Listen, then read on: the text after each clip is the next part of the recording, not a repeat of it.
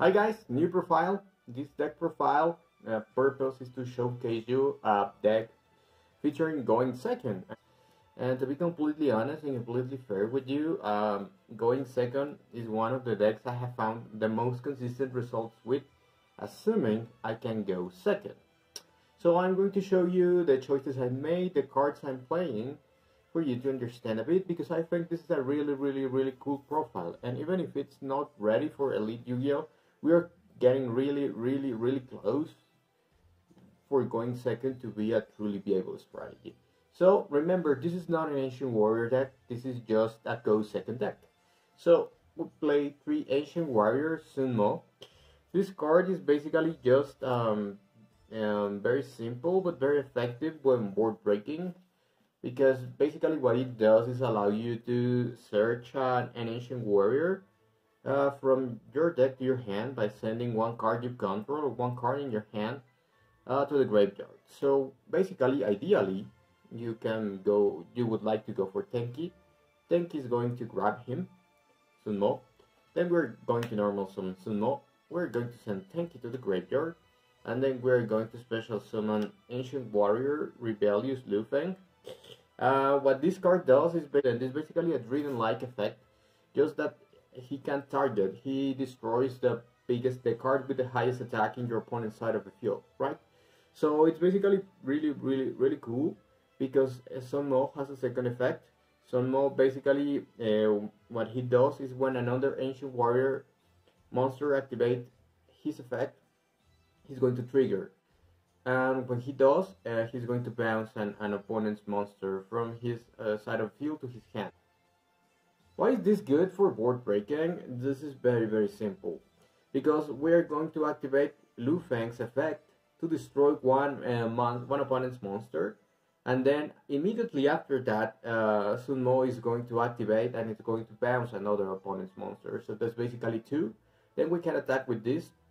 So there are 3 monsters already. And then in our opponent's turn, we can trigger this guy again because it's a quick effect. And then he's going to pop another monster, and then this guy is going to bounce another monster. So that's like super good. It's really good for board breaking without the extra deck. Then we have Ancient Warrior Liu Xuan. This card is really not that good, but I use it as a way to search for Sunmo. If this guy basically has the same activation condition as Sunmo, except this guy is way worse. What he does is send one card from our hand or our side of field to the graveyard to special summon an Ancient Warrior monster from our deck. The problem with this is that we need that our opponent controls more monsters than those we do. So basically, they have to control 2 monsters for this guy to do something with Tenki, or they need to control like 3 monsters maybe. So that's a problem. However, I use it as filler just because I don't have more normal summons. I have been debating a lot over replacing this guy with more zoodiac monsters because they are really good. I'm going to explain why in a bit. So, but at the moment I just have him here for this version of the deck. So basically, let's say we open with Tenki, our opponent has like 2 monsters. Then we send Tenki to the grave, then we special summon Sunmo, then we send another card from our hand to the graveyard, and then we add Lu Feng, and then basically we have a full field. These guys are going to take care of 3 monsters in your turn, and this guy is going to get you a draw. So basically, when this guy attacks, or this guy attacks, this guy is going to get you a free card. So let's say that in your opponent's turn, this guy gets outed somehow. So when your opponent's monster declares an attack on Sunmo, because they can't attack this guy is going to trigger. You're going to get a free draw, and then this guy is going to trigger. Why? Because we activated another Ancient Warriors effect. So we are going to get the bounce, and this guy and the attacking guy would be going to the hand, or not necessarily the attacking guy, but any other guy would be bounced. So yeah, then we have the double Ancient Warrior Liu Feng. This card is really good. I played 2 because it's from the Legacy way before this incarnation of the deck. I was playing like Gizmek Orochi. So it was really common that between these and desires, I like banish one of these guys, and sometimes I did need the second one. So I decided to play two, and that's the legacy from then. I don't think it's too bad, but if I'm going to streamline the deck further by replacing this guy with Zoodiac monsters, it's definitely a consideration to just bump it down to one. So yeah. Then we have triple one June. This card it's good because it's a big monster that can easily be special summoned, but it doesn't have that much synergy with the Ancient Warrior core. Like basically you can special summon like this guy, and then normal summon Sunmo, and then if your opponent controls like 3 monsters, you're going to be able to pop one with this guy, and then this guy is going to bounce another. But that's like as far as synergy go. Like the main purpose of this guy is that it's named to summon like Ancient Warrior double Dragon Lords. The problem is that I don't play this card because I play a really reduced Ancient Warrior core. Like all of these are the only Ancient Warrior cards I do run. Like I don't run anymore. No spells, no extra deck cards, no nothing. So I'm going to show you why I decided to cut the double Dragon Lords. So let's say I open these two guys, right? And my opponent has a monster. So what I can do is special summon this guy, normal summon this guy, trade a card in my hand for Lufeng, and then I can like special summon Lufeng, and then I can attack, I can bounce, I can do whatever. Assuming I would like to go for the link, I would go here and use these two guys because I wouldn't risk losing Lufeng. And then basically what is going to happen is that I have just these options to grab from my deck. The problem is that I already used my normal summon, so grabbing these guys is effectively useless. I already control a monster, so this guy is useless, and I can only special summon one of these guys once per turn, so it's useless. And it's not even an extra protection, so because basically leaving like Sunmo and Lufeng is basically just the same as leaving the Link monster and the Lufeng. Actually, it's much better to leave these guys because remember, when this guy pops an opponent monster, this guy is going to bounce another card. So basically, it's just the same deal. For this card to be worth it, I would have to play the Black Whirlwind, but I cut it because I was dead drawing it a lot. So yeah, it's not great for this incarnation of the deck. So now I'm going to show you Pancrataps. Pancrataps is a really great card. I actually like this card a lot. It's rightfully limited. Basically, think about this card like a mystical space typhoon that can attack for game. That's super good. Then we have 3 Alpha, Master of the Beasts. This card's really cool. This card's one of my favorite cards of the year because it's totally underrated. Like this card, it's really powerful because it can target your monsters to then bounce opponent's monsters. This is basically just a way to tell you that this card doesn't target. And the special summoning effect is not an effect, it's a condition, so it can be fulfilled as multiple times per turn. Let's say your opponent has more than 9,000 attack on your side of the field. Like you could special summon all 3 of them, then activate one of these guys' effect, bounce all of them, and assuming they still have like over 3,000 attack, you can special summon another. If they have over 6,000 attack, you could special summon another one. And then if they would still have more than 9,000 attack, you could special summon the other one too. They wouldn't be able to activate the bounce effect again, but they could still attack. So that's super good. It also has synergy with Wanjun in the same exact way. You can special summon Wanjun, then you can special summon this guy from your hand, then you can pop, then you can bounce, then you can bounce both because this is a Beast Warrior, then you can summon back, then you can special summon back, and you can still attack. They won't be able to activate their effects again to destroy or bounce, but they can still attack, and they are huge beaters. One last thing, Alpha combos really well with kaijus because you can special summon this kaiju to your opponent's side of field, then special summon your Alpha, then bounce both, and then use kaiju again. So basically you removed a bunch of threats for little cost. So that's very good. Well, you could summon the kaiju again and alpha again. He won't be able to bounce, but he would still be able to attack over the kaiju if it's under 3000 attack points. So that's super good. I do like that a lot. Then we have 2 zoodiacs, and I don't run 2 because I actually run 6.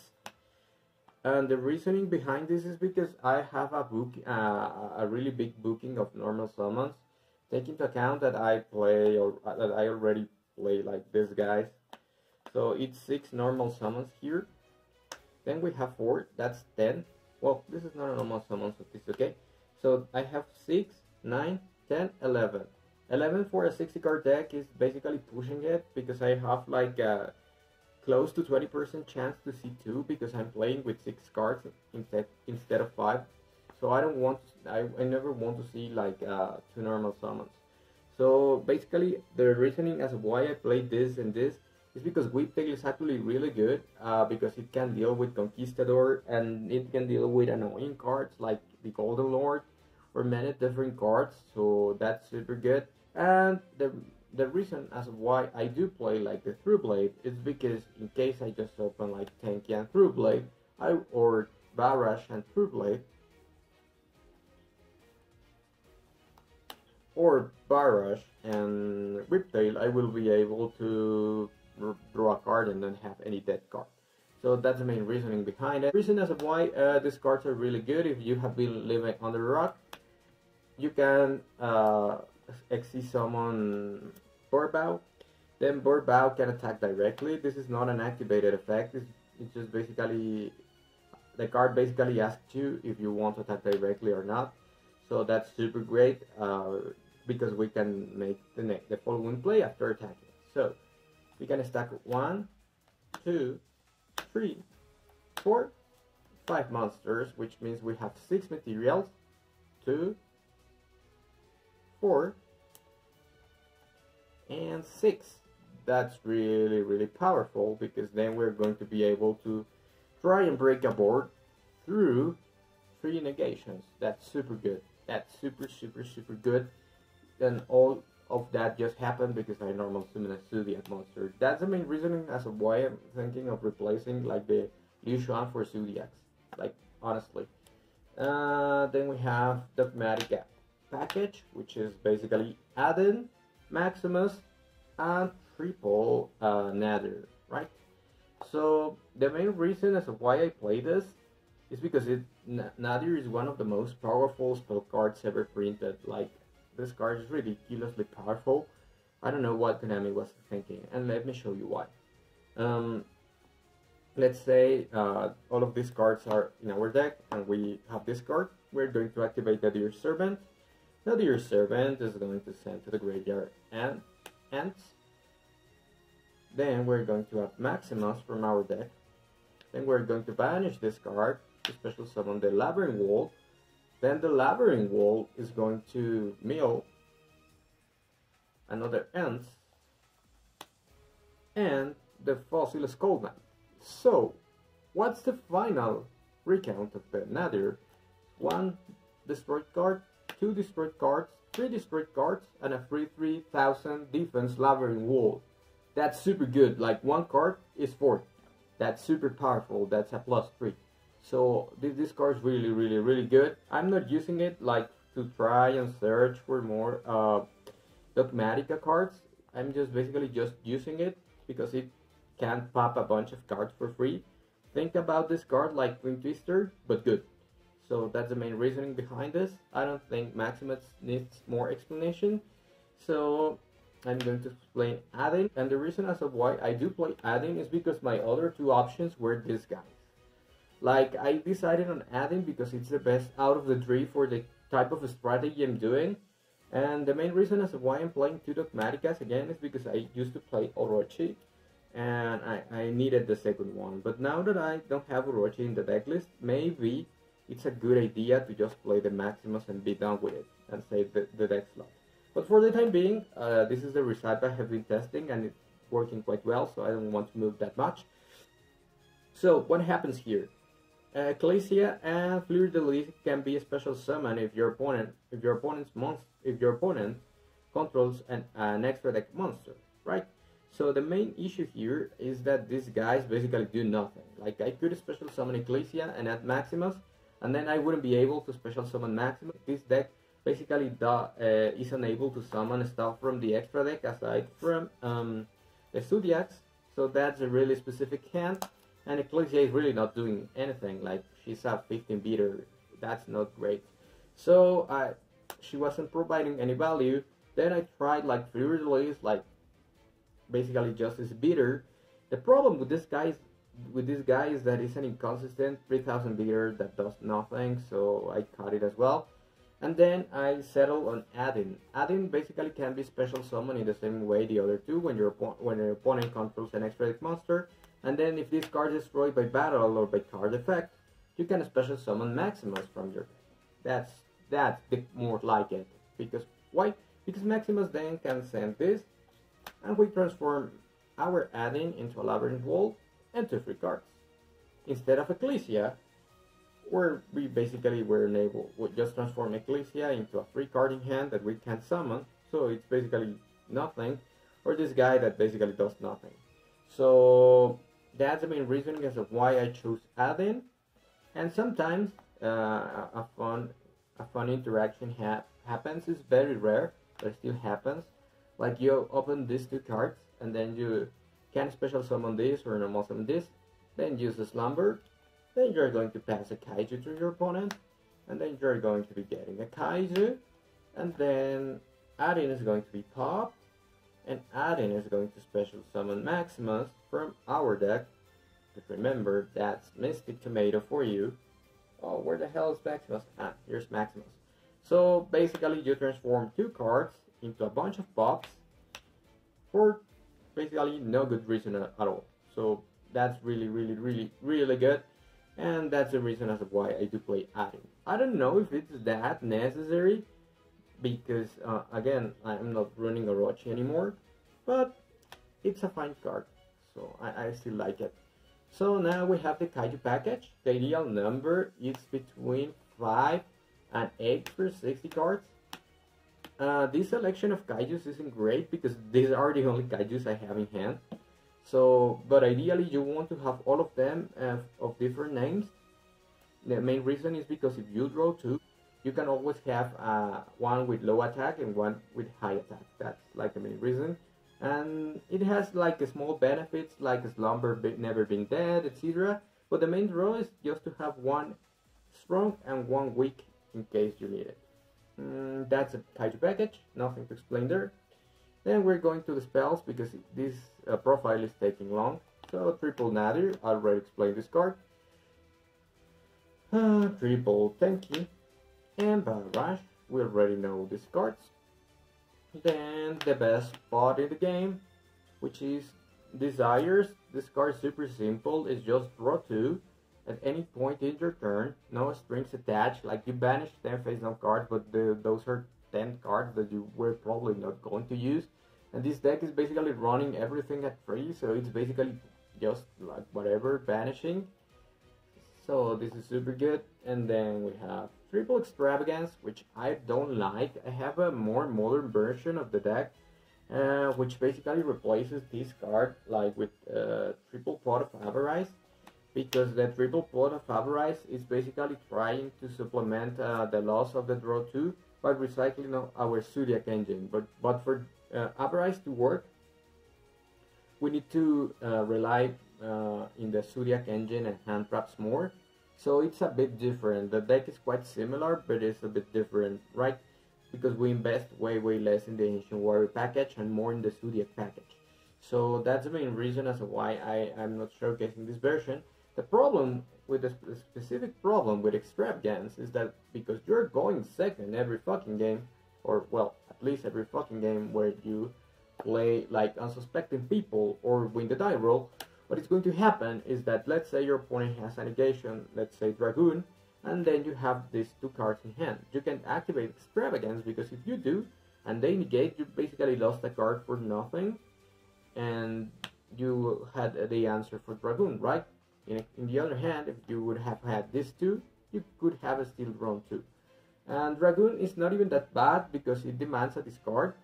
but we have Savage or other stuff that negates just for free, and then it's like whatever, it's just not great. So this card is not my favorite, and I don't know if I'm going to keep it. It's just better for decks that go first. For going second decks, it's quite mediocre. Then we have triple Prosperity. Prosperity is really damn good because Prosperity, it's basically Upstart Goblin on asteroids because it's just great. A deck with Prosperity is much better than a deck without it. There's nothing to argue back there. Like mathematically, that your deck is way better. So yeah, super good. Then we have triple Tactical Talents. This card's super great. It's super undervalued. Well, it was undervalued because it was like $80, where Droplet was like 120. But this card is actually better than Droplets in my opinion because it's way more powerful. Droplets demands a lot of resources for it to work consistently, so it needs a very specific type of deck for it to work, like Edledge or Phantom Knights or something that would love the cards in the graveyard. But in most normal decks, discarding is not great, and I'm going to explain you why in a bit. But yeah, this card's super bullshit. Like if they activate a negation, etc., it's just bullshit. It's especially good against Dragoon because if they go for Dragon and negate, you're basically going to win the game with their own Dragon. Super great. Then we have triple Dark Hole. Dark Hole that summons a Blue Eyes White Dragon and gets you a free Judgment from your deck to your hand, just so you can trade your opponent's best monster for a Judgment. That's super good. The main interaction here is that when you resolve a slumber and this one is down, your opponent is going to be discouraged from summoning better monsters if they can't OTK you, because you're basically just going to banish this card and add a kaiju from your deck to your hand, and especially some of the kaiju to your side of the field. So they're basically investing in nothing. Then we have 4 Harpy's Feather Dusters. I don't like the Raigeki-like effect. I mean, it's way more situational. Whenever I draw this card, I see it like extra copies of Feather Duster. However, it's really powerful, this game warping. This card's actually undervalued. Like, people speculated a lot with the Ghost of the Past reprint, and the card tanked to like $65. Now it's double price. Yeah, because it's just game warping. Many people don't play it because they don't own it, which is fine. But when they reprint this card is going to see way much more play, and people is going to complain because it's really unfair. It's like having 4 Feather Dusters. It's so great. And then I play Raigeki. I actually don't like Raigeki, but I think out of all of the possible options, this is a correct deck to play like Raigeki. So basically we run 4 Feather Dusters and 4 Raigekis. And then we play a Tribally Match. This card's a bit random. I like it because in where I live, people play a bunch of random decks, back row decks with 20 drops and stuff. So yeah, because people is missing a bunch of good cards. So basically the main reason as of why I do play this is because it's very common to face in events really random decks, and yeah. And it's even good this format because Edledge is the best deck in format in my opinion, and this card is just the best states Edledge. So it's super good. And then we have triple Dark Ruler no more. I love this card. This card is super powerful. This card with a Zoodiac basically wipes an entire combo board. It's way too risky to like play combo right now. Not only because we have bullshit cards like Dark Ruler no more. People is playing a bunch of hand traps, so basically if they open any combination of 2, your combo deck is going to suffer a lot. And you're basically playing a glass cannon deck, which I totally don't recommend. So yeah, it's totally way too good. And then we have the Droplet. It's a card I don't love. Like, it's good, but it's not really that good. The main reason as of why, let's say our opponent has like 2 negations. Let's say they have Savage and Dragoon, and then we have like Duster and Droplet. Well, in that scenario, Droplet is useless unless we discard a monster too. Why? Because we're going to Feather Duster, they are going to negate with 1, then we're going to chain Droplet, and then we can send like Duster, no problem. But if we don't send a monster, what is going to happen is that they are going to be able to just negate Droplet with the second negation, and none of these cards are going to go through. So that's super important. So basically we're losing 3 cards to just try and resolve one over two negations. It's good, but it's way more situational than what most people realize. So yep, that's the main deck. We're going to show you the extra super quick. I'm playing triple ants and two skull. The main reason of this is because I'm playing the extravagance. If I wasn't playing the extravagance, it would be quite easy to assemble this board. It would be 2-on-1, you don't need more than this. But because of extravagance, I have to play a worse extra deck. So I play this 5, then I play 2 barbos, then I play 2 tiger mortar, and then 2 cannon, and then one of these guys, and then 2 Zeus. That's basically just the extra deck as well. It's quite simple. We don't use most of it, but it's situationally. Like sometimes we use the Zeus because we drew the Zodiac, sometimes we don't. It's way situational.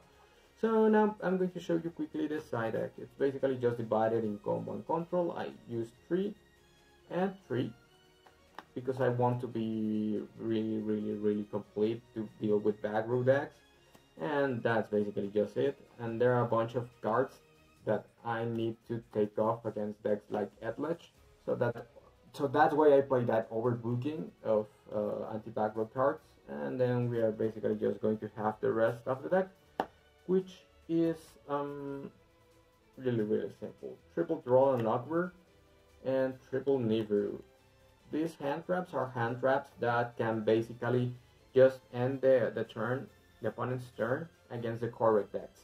Now, this draw is really good against powerful decks like Dragon Links on the opening hand, and this card's really good against random and rogue decks like Salamangreat and stuff. It's not that great or that amazing against meta because they always combo through Nibiru or find a way to combo through Nibiru, but it's good against like random decks, so that way I play it. And then I don't play any other 3 cards. It's just a 12 card side deck. Like I have been thinking if I should play Mystic Mine, Phantasme, Ash Blossom. I don't have any concrete card I would like to play, but you can put anything you want in. It really doesn't matter. Like I don't think you're going to be using those cards that much. So that's the profile. Hope you like it, and see you in the next one.